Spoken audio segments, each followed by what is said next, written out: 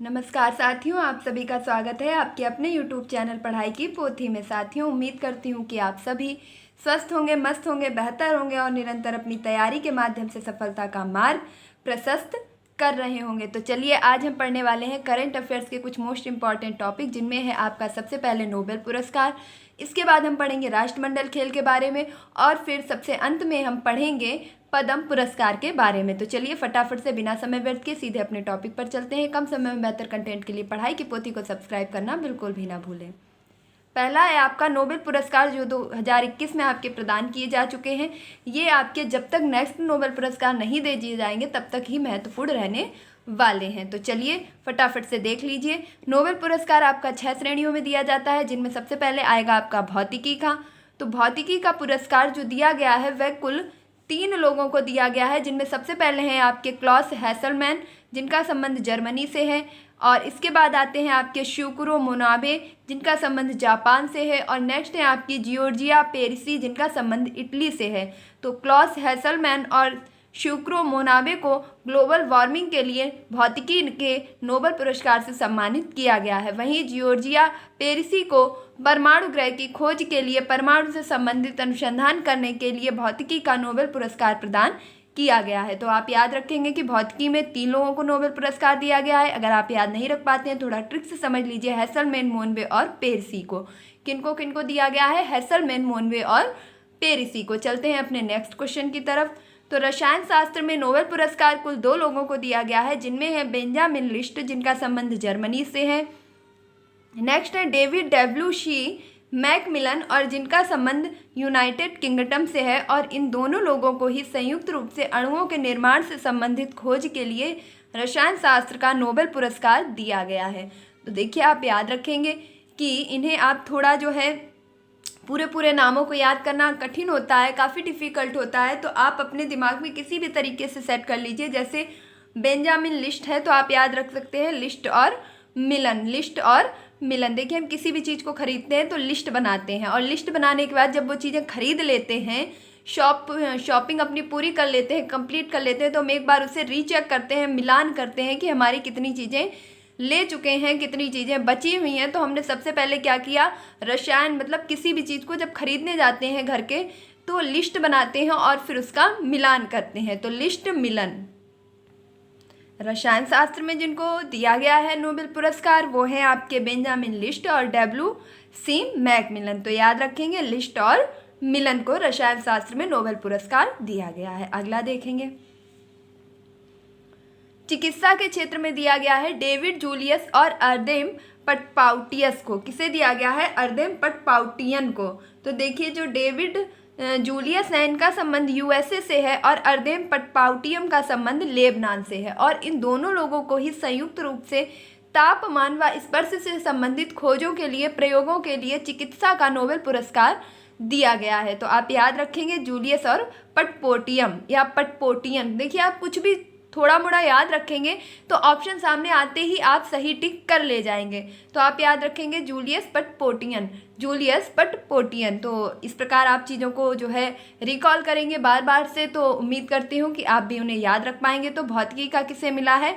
Hasselmann, मोनबे और पेरिसी को। रसायन का किसे मिला है? लिस्ट का मिलान किया। और चिकित्सा का किसे मिला है? तो जूलियस पटपोटियन को। और शांति का नोबेल पुरस्कार दिया गया है मारिया रेसा को। इनका संबंध फिली देश से है। और दामित्री मुरादेव को भी यह शांति का पुरस्कार दिया गया है, जिनका संबंध रूस से है। और इन्हें किस क्षेत्र में जो है कार्य करने के लिए शांति का पुरस्कार दिया गया है? तो अभिव्यक्ति के स्वतंत्रता और लोकतंत्र की स्थायी शांति के लिए इन्होंने जो कार्य किए हैं, उनके लिए इन्हें शांति का नोबेल पुरस्कार 2021 से सम्मानित किया गया है। तो शांति का नोबेल पुरस्कार किन्हें किन्हें दिया गया है? तो आप याद रखेंगे मारिया और दामित्री को। किसे दिया गया है? मारिया और दामित्री को। 2 लोग हैं, मारिया, दामित्री को शांति का नोबेल पुरस्कार दिया गया है। यकीन मानिए, अगर आप वीडियो में अंत तक मेरे साथ जुड़े रहते हैं तो आपको दोबारा इन चीज़ों को कभी भी याद नहीं करना पड़ेगा। तो भौतिकी का हैसलमैन, मोनबे और पेरिसी को, रसायन का लिस्ट और मैकमिलन को, चिकित्सा का जूलियस और पटपोटियन को, और शांति का मिला है मारिया और दामित्री को।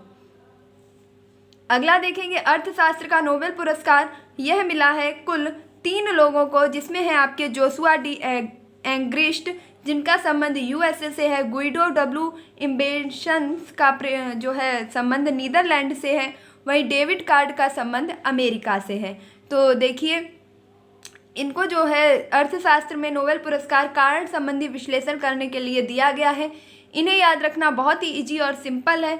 एक बार बोलेंगे मेरे साथ कि Joshua Guido David card, Joshua Guido David card, Joshua Guido David card, Joshua Guido David card. तो जोशुआ गुइडो और डेविड कार्ड को आपके अर्थशास्त्र का नोबेल पुरस्कार दिया गया है। अगला देखेंगे साहित्य के क्षेत्र में किसे दिया गया है। तो साहित्य के क्षेत्र में दिया गया है अब्दुल रज्जाक गुरनाह को। इनका संबंध तंजानिया से है और यह शरणार्थियों से संबंधित जो इन्होंने कार्य किया है उसके लिए इन्हें यह पुरस्कार दिया गया है। तो अब्दुल रज्जाक गुरनाह, तो इन्हें किसी भी तरीके से याद रख सकते हैं, गुरनाह, गुरनाह। तो अब्दुल रज्जाक गुरनाह को साहित्य का नोबेल पुरस्कार दिया गया है। तो इस प्रकार आप याद रखेंगे कि साहित्य का नोबेल पुरस्कार कुल 6 श्रेणियों में दिया जाता है। भौतिकी में हैसलमैन, मोनबे और पेरिसी को, रसायन में लिस्ट और मैकमिलन को, चिकित्सा में डेविड जूलियस यानी कि जूलियस और पटपुटियन को, शांति में मारिया और दामित्री को, अर्थशास्त्र में जोशुआ गुइडो और डेविड कार्ड को, साहित्य में अब्दुल रज्जाक गुरनाह को। तो इस प्रकार से हमने सिर्फ 6 मिनट में अपने पूरे के पूरे नोबेल पुरस्कार को ट्रिक सहित कंप्लीट कर लिया है। अब चलते हैं अपने नेक्स्ट टॉपिक यानी कि राष्ट्रमंडल खेलों की तरफ। देखिए राष्ट्रमंडल खेल आपके लिए मोस्ट इम्पॉर्टेंट हो जाते हैं। यह आपके लिए ओलंपिक से भी ज़्यादा इम्पॉर्टेंट हो जाते हैं क्योंकि यह हाल ही में हुए हैं। तो यह आपकी चाहे पैट परीक्षा हो या पुलिस की परीक्षा हो, कोई भी परीक्षा हो, सभी के लिए महत्वपूर्ण रहने वाले हैं। तो राष्ट्रमंडल खेल का आयोजन कहाँ हुआ, सबसे पहले तो यही जान लेते हैं।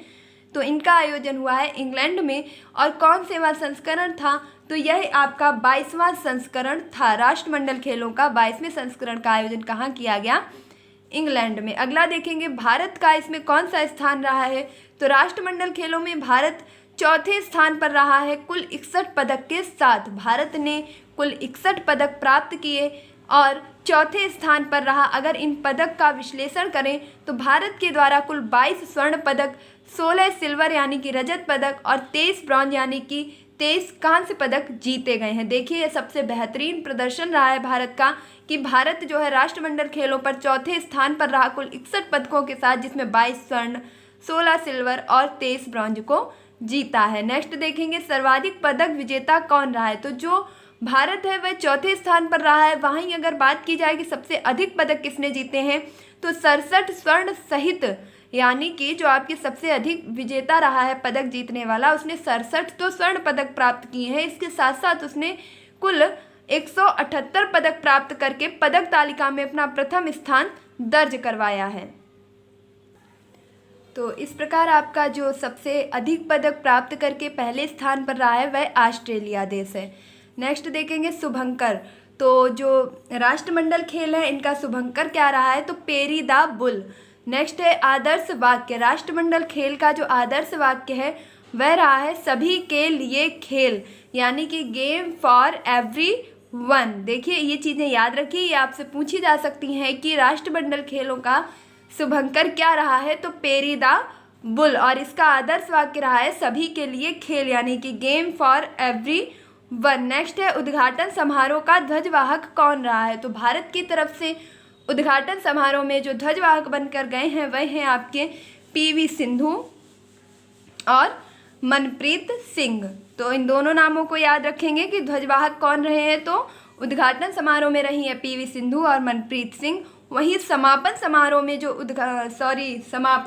में जो ध्वजवाहक रही हैं वह निकहत जरीन रही हैं और अंचिता शरत कमल। देखिए 2 लोग रहे हैं, एक तो निकहत जरीन रही हैं और दूसरे रहे हैं अंचिता शरत कमल। यह आपके समापन समारोह में ध्वजवाहक रहे हैं। नेक्स्ट देखेंगे 2022 में स्वर्ण पदक विजेता।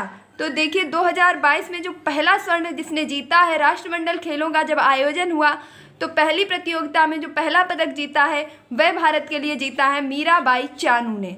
नेक्स्ट देखेंगे 2022 में सर्वाधिक पदक विजेता।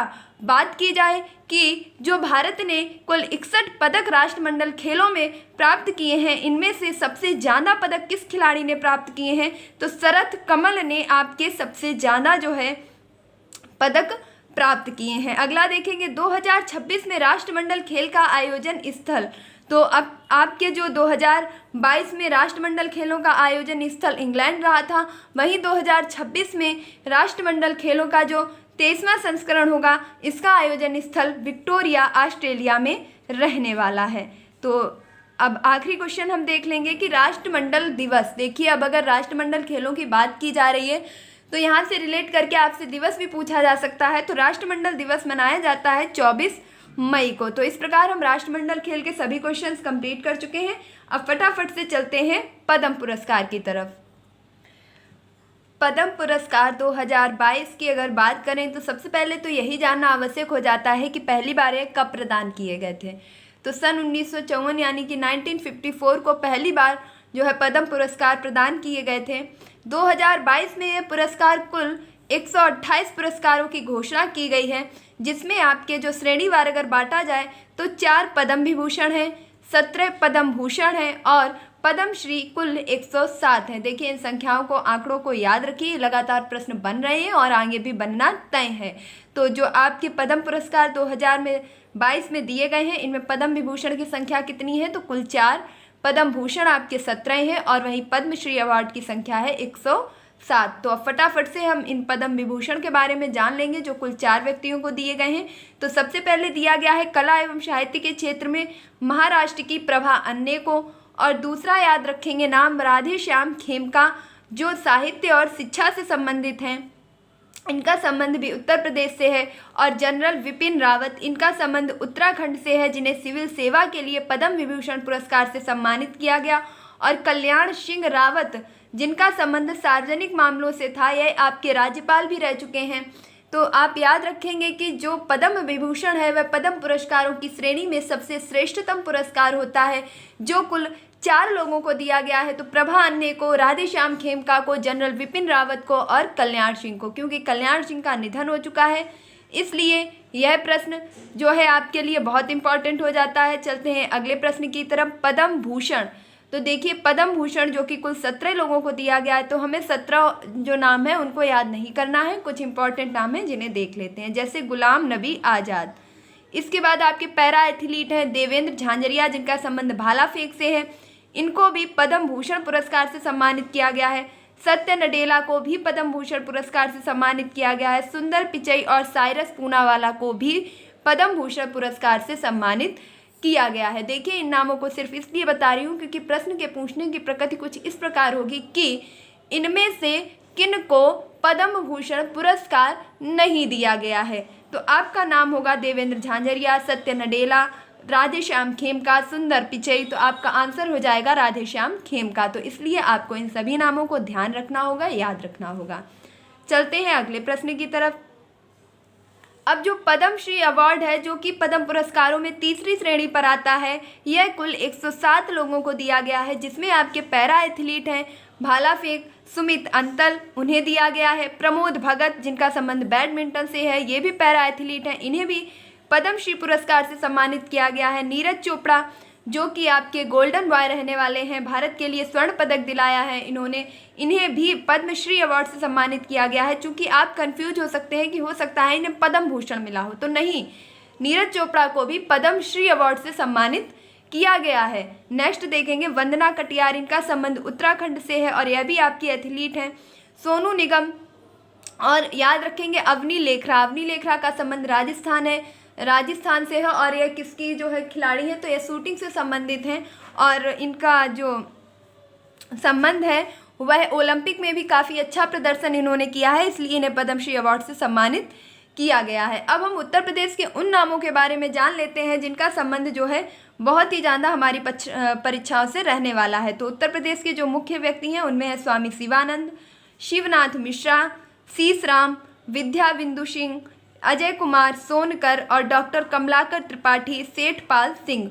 तो इस प्रकार हम कह सकते हैं कि हमने पद्म पुरस्कारों को पूर्ण रूप से समझ लिया है कि यह कुल 3 श्रेणियों में दिया जाता है। पद्म विभूषण 4 लोगों को दिया गया, प्रभा अन्ने, राधे श्याम खेमका, जनरल विपिन रावत और कल्याण सिंह को। पद्म भूषण कुल 17 लोगों को दिया गया, जिनमें आप मोस्ट इंपॉर्टेंट याद रखेंगे देवेंद्र झांझरिया, सत्य नडेला, सुंदर पिचई और साइरस पूनावाला। इसके बाद आप जो भी नाम आएंगे उन्हें डाल देंगे पद्मश्री में, जैसे नीरज चोपड़ा, प्रमोद भगत, सुमित अंतल, वंदना कटियार और अवनी लेखरा। तो ये थे आपके कुछ महत्वपूर्ण प्रश्न जो कि राष्ट्रमंडल खेल, इसके साथ साथ नोबेल पुरस्कार और पद्म पुरस्कार। देखिए, इन सभी क्वेश्चंस को हमने मात्र 15 मिनट में कवर कर लिया है। तो इस चैनल की बस एक ही खासियत है कि ओनली काम नो बकवास, सिर्फ क्वेश्चन पर डिस्कस किया जाता है। तो उम्मीद करती हूँ कि आपको वीडियो अच्छा लगा होगा। अगर आपको वीडियो पसंद आया, थोड़ी सी भी मेहनत अच्छी लगी है, तो प्लीज़ वीडियो को लाइक, ज़्यादा से ज़्यादा शेयर कीजिए और चैनल को सब्सक्राइब करना बिल्कुल भी ना भूलिए। अगर आपने अभी तक चैनल को सब्सक्राइब नहीं किया है तो क्या कर रहे हैं, फटाफट से पढ़ाई की पोथी को सब्सक्राइब कीजिए, बेल आइकन को प्रेस कीजिए ताकि आगे आने वाले वीडियो आपको प्रोवाइड हो सके। मिलती हूँ अपनी नेक्स्ट वीडियो में, तब तक के लिए आप वीडियो को ज़्यादा से ज़्यादा शेयर करेंगे। आपने सीखा है, आप अपने दोस्तों को शेयर कीजिए और अगर आप कुछ भी नहीं कर सकते हैं खुद, तो लाइक और सब्सक्राइब जरूर कर लीजिएगा। उम्मीद करती हूँ कि आपने अभी तक वीडियो को लाइक और चैनल को सब्सक्राइब भी जरूर कर लिया होगा। जब तक आप वीडियो को रिवाइज कीजिए, बार बार देखिए, चीज़ों को समझिए और नेक्स्ट वीडियो का इंतजार कीजिए। आपकी जितनी ज़्यादा इस वीडियो पे लाइक्स होंगी उतना ही ज़्यादा इंस्पायर होती हूँ नेक्स्ट वीडियो लाने के लिए। तो प्लीज़ वीडियो को लाइक, शेयर, सब्सक्राइब कीजिए। मिलती हूँ नेक्स्ट वीडियो में, तब तक के लिए खुश रहिए, मस्त रहिए, पढ़ाई में निरंतरता बनाए रखिए, अपने माता पिता गुरुजनों का सम्मान कीजिए। धन्यवाद।